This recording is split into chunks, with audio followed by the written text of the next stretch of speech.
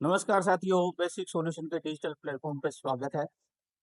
साथियों, जानकर आपको बहुत ही खुशी होगी कि जो आरएएस का नज़दीक में आरएएस मेंस का जो एग्ज़ाम होने वाला है, उन विद्यार्थियों के लिए एथिक्स की सीरीज़ शुरू करने जा रहे हैं और एथिक्स की आज ये पहली क्लास अपनी रहने वाली है।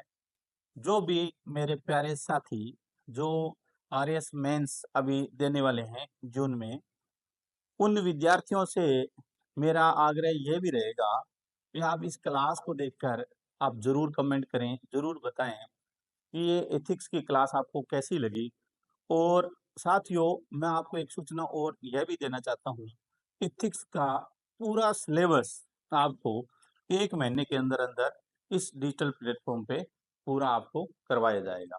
तो इसी क्रम में एथिक्स की पहली क्लास जो हम शुरू करने जा रहे हैं, एथिक्स का एक जो सामान्य परिचय जिसको मैं कहूँ, वहाँ से लेकर एथिक्स के अंदर एथिक्स के जो सिद्धांत है, इसकी एथिक्स की जो थ्योरी है, वो और इसके साथ-साथ में जो हमारे यूनान के कुछ दार्शनिक हैं, हमारे भारतीय दार्शनिक हैं, उनके साथ-साथ में गीता, कांट, कुछ भी छोड़ने वाला नहीं हूँ। सारे एथिक्स का जो टोटल सिलेबस है, वो आपको यहाँ करवाया जाएगा। तो आज की क्लास में हम एथिक्स में देखते हैं, क्या करवाया जाएगा। देखो भाई,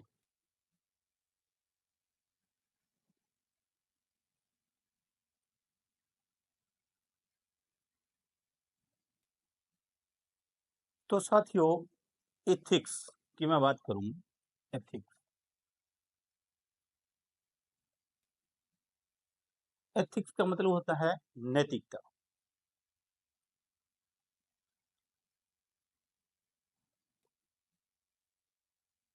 वैसे तो हर इंसान में, आप में, सब में एथिक्स है, मतलब एथिक्स नैतिकता है आपके अंदर, क्योंकि आप मानव हो।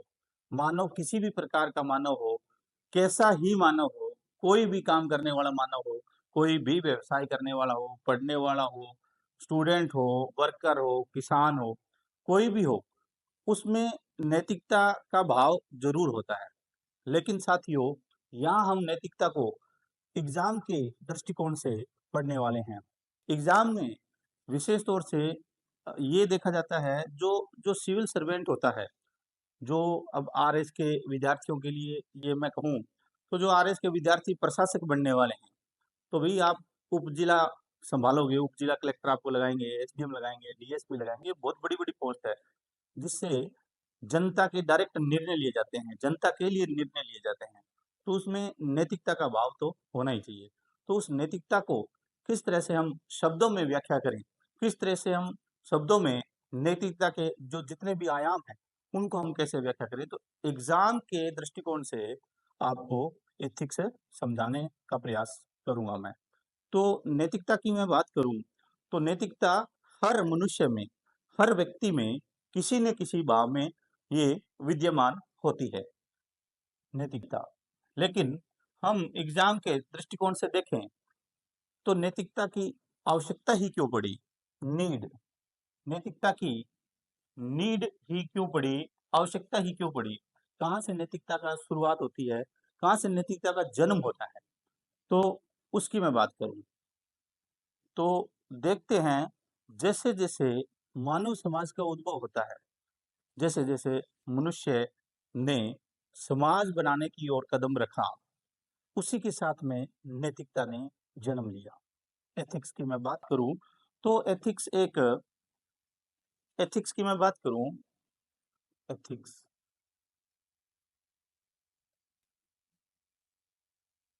एथिक्स एक एक ऐसा शब्द है, जिसका अर्थ है रीति-रिवाज,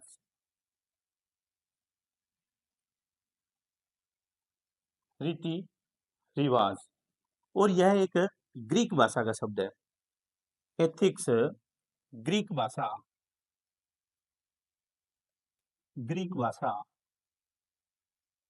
का शब्द है थिकोस, थिकोस। इससे एथिक्स शब्द की उत्पत्ति होती है। तो हमने क्या देखा, एथिक्स का जो शब्द है इथिकोस, ये ग्रीक भाषा का शब्द है और इसका अर्थ है रीति रिवाज। इसी के पैरेलल, इसी के समानांतर आप एक और शब्द देखते हो और सुनते हो, जैसे मोरालिटी, जिसको हम कहते हैं मोरालिटी। एक तो आपके हो गया एथिक्स, और दूसरा जो शब्द की मैं बात करूं वो शब्द है मोरालिटी। और ये जो मोरालिटी शब्द है, इसका भी मतलब नैतिकता ही होता है, लेकिन दोनों में फर्क क्या है? तो फर्क हम समझते हैं। मोरालिटी जो शब्द है वो मोरेस से बना है, मोरेस। और यह जो मोरेस शब्द है, यह लेटिन भाषा का शब्द है, लेटिन भाषा का शब्द है। और इसका भी अर्थ होता है रीति रिवाज, रीति रिवाज। तो साथियों, इन दोनों से हम क्या समझते हैं? अर्थात जैसे जैसे मानव सभ्यता का उद्भव हुआ, जैसे जैसे मानव की बुद्धिमत्ता ने विकास करना शुरू किया, वैसे वैसे इंसान जंगलों से निकलकर, आदि मानव से निकलकर, या मैं यूं कहूं जो जंगलीपन की तरह जो रहता था, वहां से निकलकर एक परिवार, एक समाज और एक संबंधों में बंधने लगा और संबंध बनाने लगा, जिससे अनेक अनेक अनेक रिश्तों ने जन्म लिया। तो उसी के साथ में ही आपके एथिक्स और मोरालिटी का जन्म होता है। और एथिक्स और मोरालिटी में कोई विशेष अंतर नहीं होता, क्योंकि एथिक्स और मोरालिटी दोनों समानांतर है और दोनों का मतलब लगभग लगभग नैतिकता होता है। तो फर्क विशेष तौर से क्या है? एक तो फर्क यह है कि जो एथिक्स है वो ग्रीक भाषा का शब्द है, और जो आपके मोरालिटी जो शब्द है वो मोरेस से बना है, और वो है आपके लेटिन भाषा का शब्द। दूसरा मैं बात करूं एथिक्स की, तो जो एथिक्स है यह क्या है? सिद्धांतों पर आधारित है, सिद्धांतों पर आधारित है। यानी यह सैद्धांतिक रूप है नैतिकता का, एथिक्स। और मोरालिटी की मैं बात करूं, मोरालिटी, तो यह जो है यह व्यवहारिक शब्द है, व्यवहारिक शब्द है। और इसको मानव के व्यवहार में देखने को मिलता है। मानव के व्यवहार में जो नैतिकता हम देखते हैं उसको हम सामान्यतः मोरालिटी कहते हैं, और जो सिद्धांतों की बात करते हैं तो उसको हम एथिक्स कहते हैं। तो साथियों, आरएस एस्पिरेंट जो है उनको मैं समझाना चाहता हूँ, आपके जो सिलेबस में दिया हुआ है वो आपके एथिक्स है, न कि मोरालिटी। तो हम बात करेंगे एथिक्स की।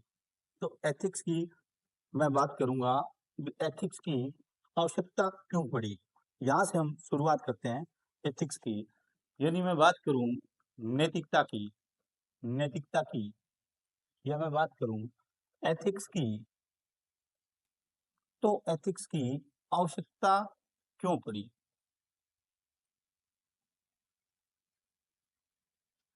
यहाँ से हम एथिक्स की क्लास शुरू करते हैं। एथिक्स की आवश्यकता क्यों पड़ी?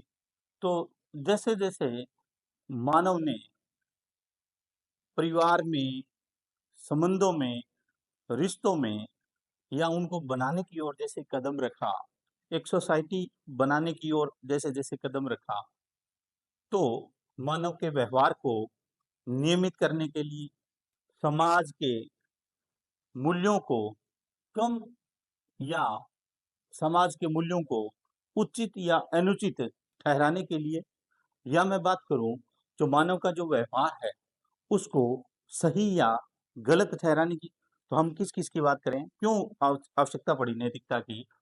तो मानव के व्यवहार, व्यवहार को उचित अनुचित सही गलत ठहराने के लिए, या मैं बात करूं मानव के कार्यों या कृत्यों का मूल्यांकन करने के लिए। और मूल्यांकन कैसा?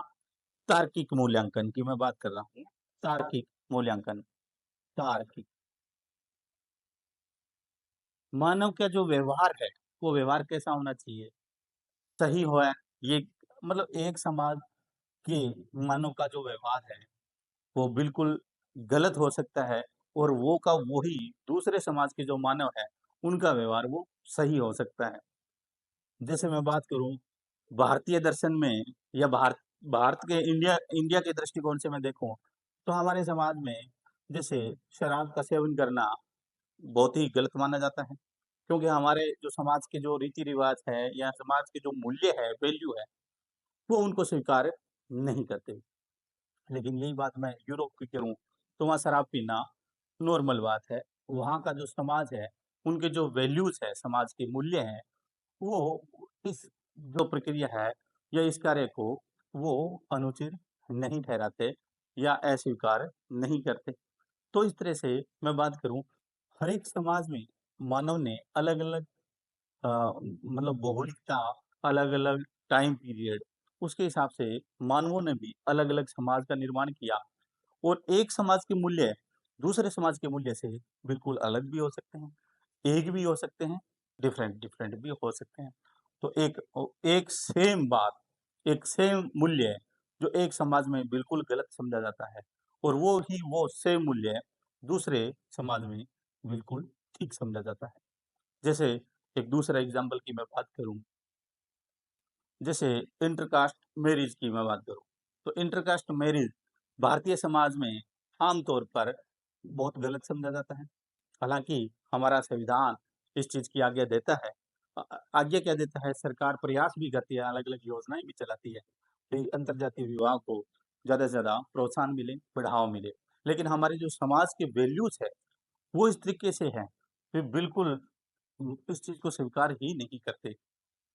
और एक दूसरा समाज है, वहाँ इस अंतरजातीय जो विवाह है इसको बिल्कुल भी, मतलब ऐसा नहीं है भी इसको नकार दिया जाए, बिल्कुल वो सहजता से स्वीकार करते हैं।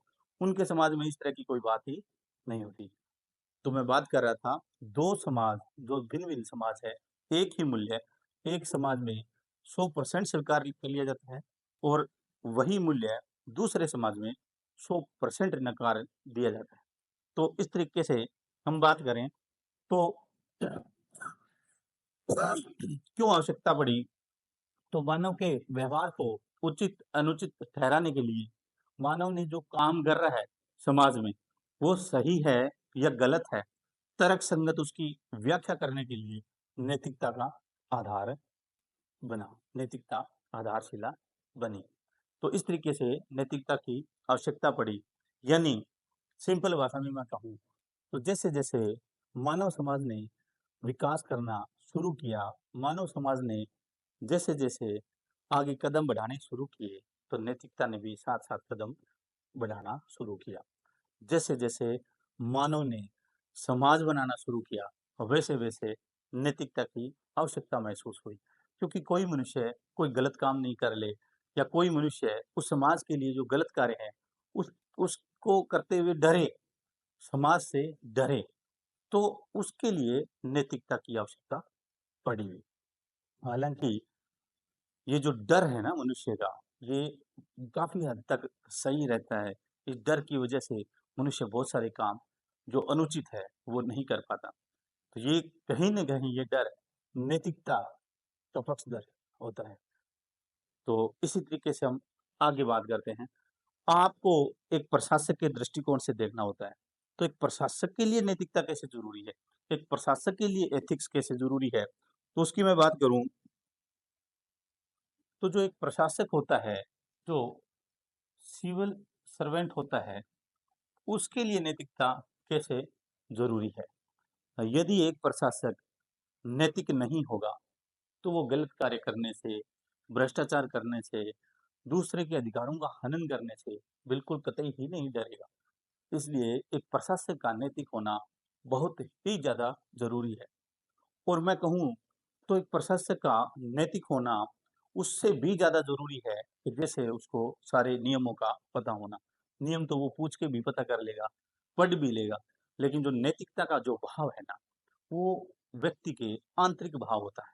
व्यक्ति का इंटीरियर मैटर होता है ये, कहीं न कहीं आत्मिक रूप से जुड़ा हुआ भाव नैतिकता का होता है। क्योंकि व्यक्ति नैतिक है या नहीं है, ये ज़रूरी नहीं वो दिखाए ही दिखाए। व्यक्ति नैतिक न होना को भी छुपा सकता है व्यक्ति, क्योंकि व्यक्ति को पता नहीं चलता, क्योंकि कोई व्यक्ति कितना नैतिक है, हम कह नहीं सकते। और आज के दौर में तो आज के वर्तमान के दौर में तो हर व्यक्ति नकली चेहरा ओढ़ के घूम रहा है, नकली स्माइल के साथ घूम रहा है, ठीक है? दूसरे को दिखाने के लिए खुद के व्यवहार को नियंत्रित कर रहा है। तो आज के टाइम व्यक्ति आंतरिक भाव से नैतिक है या नहीं है, या वो पूर्ण नैतिक है या नहीं है, इस बात का पता लगाना बड़ा ही मुश्किल है। तो इसलिए एक प्रशासक का नैतिक होना बहुत ही ज़्यादा ज़रूरी है। और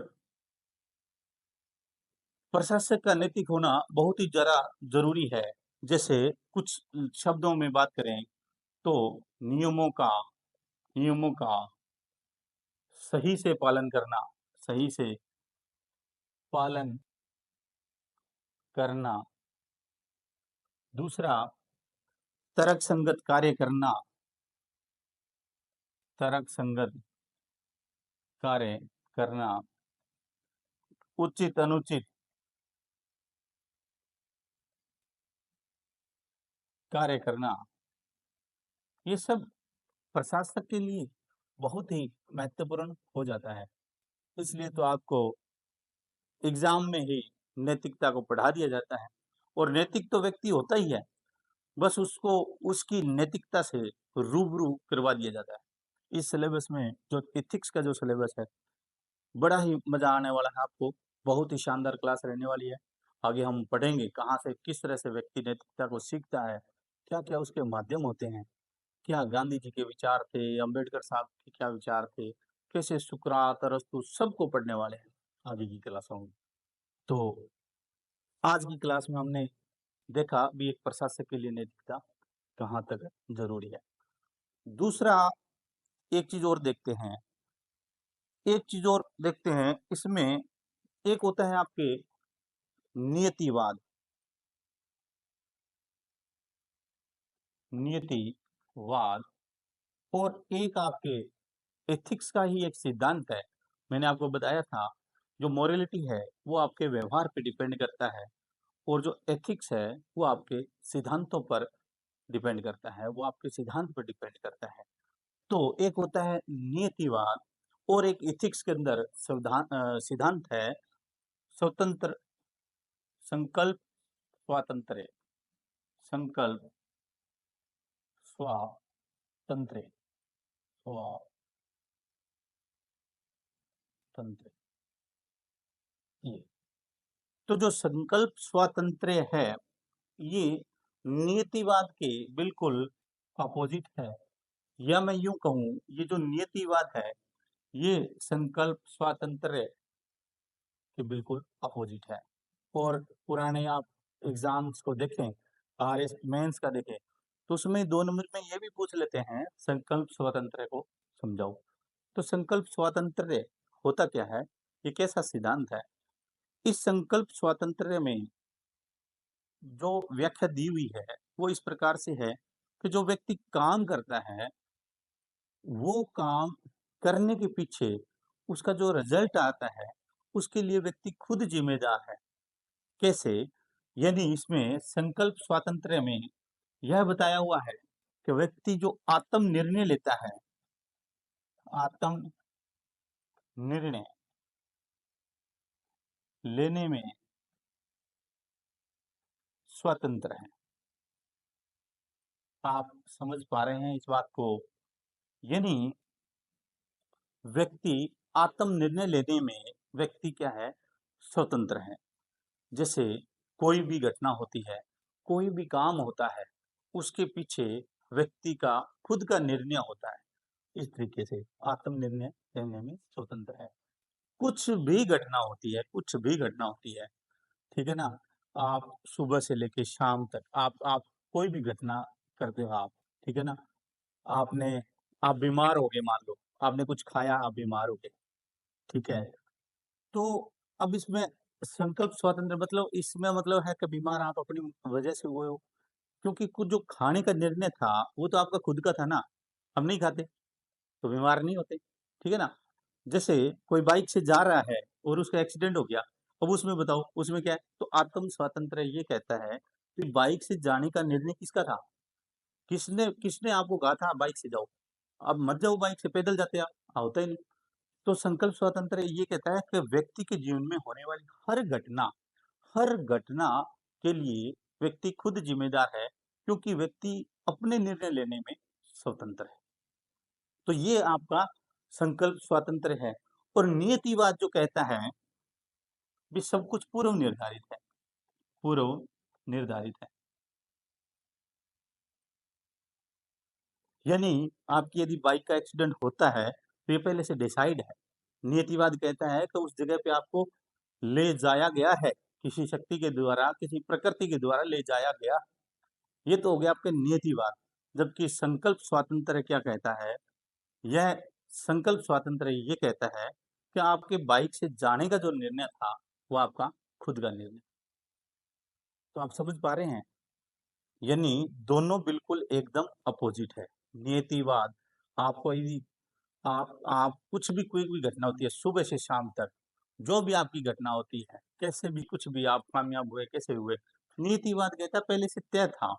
नियतिवाद ये कहता है पहले से ही फाइनल था, ये तो ऐसा तो होना ही था। आप आपसे ये जो काम करवाए जा रहे हैं, ये सारे के सारे काम नीति की द्वारा करवाए जा रहे हैं। जबकि संकल्प स्वातंत्र्य ये कहता है कि जो भी काम हो रहे हैं, जो भी रिजल्ट्स आ रहे हैं आपकी लाइफ में, डे बाय डे या आगे के लिए आप बर्बाद हो गए, दिवालिया हो गए, कामयाब हो गए, कलेक्टर बन गए, कुछ भी हो गया, उसके पीछे निर्णय किसका था? निर्णय आपका था। ये तो एथिक्स का एक सिद्धांत है, संकल्प स्वातंत्र्य वो कहता है। जबकि नियतिवाद कहता है कलेक्टर बन गया, तो ये कलेक्टर बनना तय था पहले से, ठीक है ना? उस कोचिंग में जाना तय था, ठीक है ना? तो ये नियतिवाद कहता है। आप आरएस बन गए, आपको बेसिक सॉल्यूशन से पढ़ना तय था, ये आपको नियतिवाद कहता है। जबकि संकल्प स्वातंत्र्य कहता है कि नहीं, बेसिक सॉल्यूशन में जाना आपका निर्णय था। वहाँ आप निर्णय लिया आपने, तब आपका रिजल्ट आया कि आप आईएएस बने। तो ये दोनों फ़र्क है। और नियतिवाद में ऐसा नहीं है, ये सब पे लागू होती है। एथिक्स में कौन-कौन शामिल नहीं है, कुछ को बाहर भी रखा गया है एथिक्स से। जैसे मैं बात करूँ, एथिक्स में शामिल कौन-कौन नहीं है, किस पर एथिक्स लागू नहीं है? एथिक्स लागू नहीं है। यह भी 2 नंबर में आरएस मेंस में पूछा हुआ सवाल है।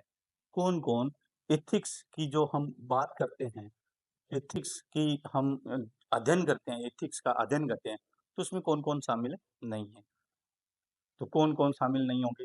जो मानव समाज में नहीं रहते, मानव समाज से परे से परे, यानी जो मानव समाज में नहीं रहते। यदि आप मानव हो, तो आप पे एथिक्स लागू होगी। यदि आप मानव नहीं हो, तो आप पे एथिक्स लागू नहीं है। तो मानव समाज के बाहर कौन रहता है? पशु-पक्षी रहते हैं, ठीक है ना? तो वो मानव समाज से बाहर रहते हैं, पशु-पक्षी, पशु-पक्षी या जो आदि मानव है, यो जो जो आदिम जाति के जो मानव है, जंगली व्यक्ति है, आज भी जंगलों में रहते हैं, उन पे फिर एथिक्स लागू नहीं होती, क्योंकि वो समाज में नहीं, मानव समाज से बाहर रहते हैं। वो भी पशुओं की तरह ही रहते हैं। अभी तक उनमें बुद्धि का विकास नहीं हुआ है। घास-फूस खाते हैं, नंगे-पुंगे रहते हैं, जंगलों में रहते हैं। ऐसे आदिवासी टाइप से कुछ भी इस तरह के लोग जो शिक्षित नहीं है, मानव समाज बनाया नहीं उन्होंने अभी तक सोसाइटी। ऐसे लोग जो क्या है, मानव समाज से परे हैं। या पशु-पक्षी जो है व्यक्ति, उनमें क्या है, ये एथिक्स उन पे लागू नहीं होती।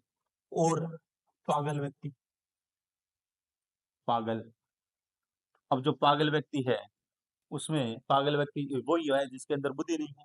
और जब बुद्धि ही नहीं है, तो हम एथिक्स की क्या बात करेंगे? एथिक्स की बात करेंगे और 4 मार के चांटा भगा देगा। भाग यहाँ से, क्या क्या होती है एथिक्स? क्योंकि वो पागल है, तो पागल व्यक्ति को एथिक्स के अध्ययन से बाहर रखा गया। 7 वर्ष से कम बच्चे, 7 वर्ष से कम आयु के बच्चे, तो ऐसा समझा जाता है कि 7 वर्ष तक के जो बच्चे होते हैं, उनको सही गलत की पहचान नहीं होती, उनको मैनर्स इतने होते नहीं। हालाँकि ऐसा आजकल तो जो नई-नई जनरेशन आ रही है, वो क्या है, बहुत कम, जो बच्चा बोलने नहीं लग जाता उनको सिखाने लग जाते हैं। बड़े हैं, बड़ों को पैर छुओ, ये छुओ, तो ये सारा एथिक्स का ही पोर्शन है। लेकिन जब हम एथिक्स का अध्ययन करते हैं, तो क्या है, 7 वर्ष से कम आयु के बच्चे पैर नहीं छुए तो नहीं छुए, तो उनको माफ़ी मिल जाती है। मतलब पैर नहीं छूना मतलब यदि कोई वो संस्कारहीन काम भी कर देते हैं 7 वर्ष से कम बच्चे, या एथिक्स से बाहर जाके भी कोई काम कर देते हैं, तो भी वो माफ़ी के हकदार हैं, क्योंकि 7 वर्ष तक के कम बच्चों में इतनी बुद्धि का विकास नहीं होता कि वो मानव समाज के वैल्यूज़ को समझें या एथिक्स की नियमों को वो समझें। वो फ्री बच्चे होते हैं। मतलब क्या है, वो बिल्कुल, उनको सही गलत की कोई पहचान नहीं होती, ऐसा मानते हैं। तो उनको भी एथिक्स के अध्ययन से बाहर रखा गया। तो ये कुछ है 5-7 जो आप लिख सकते हैं एथिक्स में जो लागू कौन-कौन नहीं है आपके। तो आज की जो ये हमारी क्लास थी, ये एथिक्स का एक सामान्य परिचय की क्लास थी।